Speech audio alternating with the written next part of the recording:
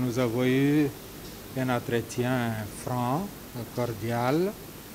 Cela a tourné autour des préoccupations que le président de la République a formulées lors de son discours du 23 octobre dernier adressé à la nation.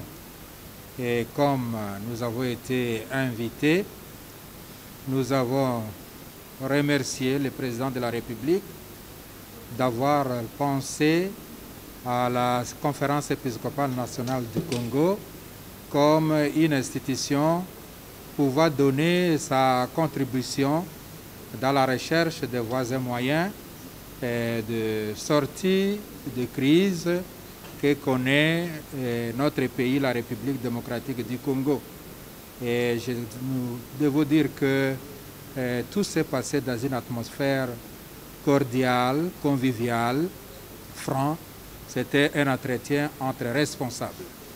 L'Église a toujours été aux côtés de tous ceux qui concourent au bien-être de l'homme. L'homme au cœur de toutes nos préoccupations sociales, politiques et religieuses. Alors, pour les cas d'espèce, comme le président de la République nous a invités dans un cadre de consultation nationale, nous lui avons confié toutes nos réflexions, nos analyses sur la situation et voir dans quelle mesure, lui, il peut exploiter nos contributions, nos analyses pour répondre à ses propres préoccupations. Pour faire bref, quand on est consulté, on réserve la primeur à la personne qui a pris l'initiative de vous consulter, sans verser dans l'exercice de dire ce qu'on a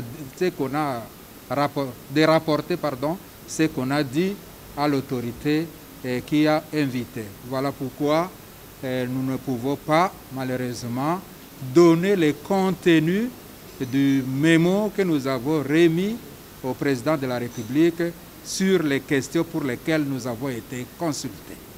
La lecture que je fais de la situation actuelle, c'est le souci de mon peuple. Je suis venu dans le cadre des consultations pour rapporter au président la situation, je dirais, dramatique que vit le peuple congolais actuellement et le remercier, le féliciter pour l'initiative qu'il a prise. En même temps pour lui dire, le peuple attend beaucoup de ces consultations. Le peuple ne veut pas que cette consultation soit une énième consultation et que sa situation à lui, comme peuple, continue à se dégrader. On attend beaucoup de ces consultations et il faudra qu'à l'issue de ces consultations, les conditions de vie du peuple changent. Est-ce qu'une reconfiguration du paysage politique au niveau des chambres représentatives est-elle aujourd'hui nécessaire, impérieuse ou réversible? Il appartiendra au président de décider. C'est pour cela qu'il consulte. Nous ne pouvons pas dire aujourd'hui ce que le président va faire de tout le fruit de cette consultation, mais nous pensons qu'il faut qu'il y ait un changement. La situation actuelle a démontré ses limites. Le peuple n'est plus au cœur des soucis de ceux qui nous gouvernent. Et quand on est devant une situation pareille, il faut que quelque chose change. Et le peuple attend un changement. Quelle sera la nature de ces changements? Nous laissons ça à la discrétion du chef de l'État. Mais premièrement, l'idéal, ce serait que tout le monde apporte sa contribution à cette consultation. C'est ce que nous faisons. Mais aussi, considérons que personne n'est obligé.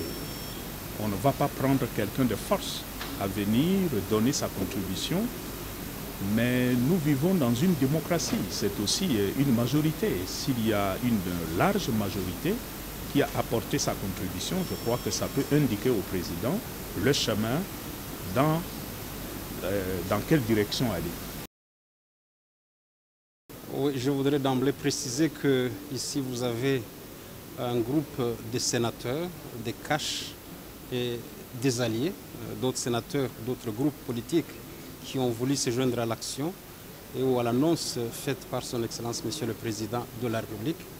De quoi est-ce qu'il a été question? Nos échanges ont tourné autour de ce soutien que nous devons lui apporter dans la recherche d'une union sacrée pour la nation.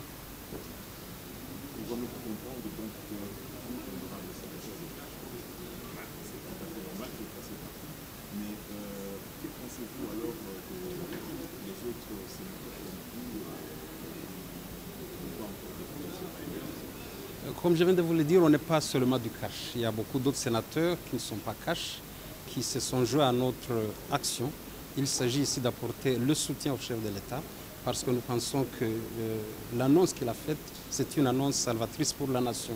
Il est important qu'une nouvelle coalition puisse se dégager pour l'accompagner dans sa vision, une vision qui est centrée sur le slogan « Le peuple d'abord ». C'est très important. C'est possible d'arriver à une nouvelle c'est très possible. Il y a beaucoup d'élus qui sont tout à fait d'accord avec son Excellence, Monsieur le Président de la République, et qui pensent qu'il est important de pouvoir l'accompagner dans sa vision. Nous avons été officiellement invités comme MLP, notre parti, et nous avons conduit la délégation que vous voyez. Il était question de donner notre lecture par rapport aux consultations.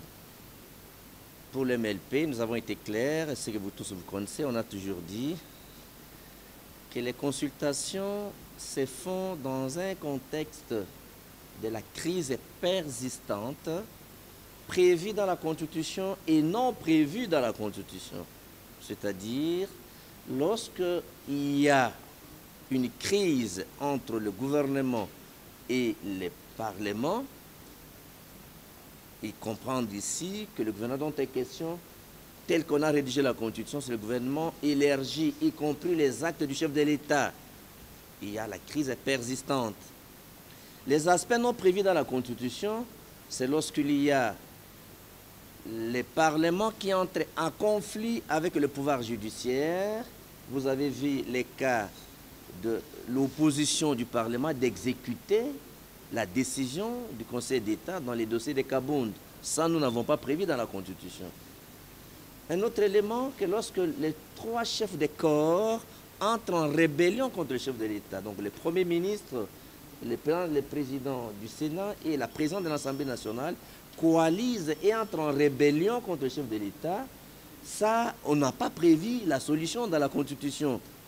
Donc, troisième élément de la crise persistante, c'est que le FCC se comporte en opposition, en opposant contre le chef de l'État ou contre le CAJ, donc la coalition.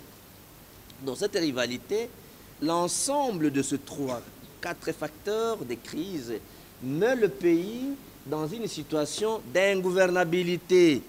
Et là, il y a l'impossibilité de collaboration entre les institutions. Donc, ces consultations se font dans les contextes de crises persistantes sur le plan institutionnel. Décrit comme tel, la Constitution ayant été votée par un référendum, il est normal que le chef de l'État consulte l'opinion nationale en vue de dégager la tendance générale et essentielle. Donc nous justifions, nous acceptons ces consultations. Et nous avons donné un mémo avec des réponses que nous allons vous dire. Donc ces mémos du MLP constituent pratiquement un acte d'engagement, un acte, bien entendu, pas seulement d'engagement, mais un acte d'adhésion à cette philosophie, à ces projets de créer l'union sacrée et pour la nation. Mais qu'est-ce que nous avons proposé? Qu'est-ce que le MLP a proposé? Le MLP a vu que l'objectif de ces consultations, normalement, il faut créer l'union sacrée. Pour la nation, pour créer en fait la cohérence et la cohésion nationale, pour permettre à ce qu'on donne au pays des institutions qui s'inscriront pour que le pays décolle. Et derrière le chef de l'État,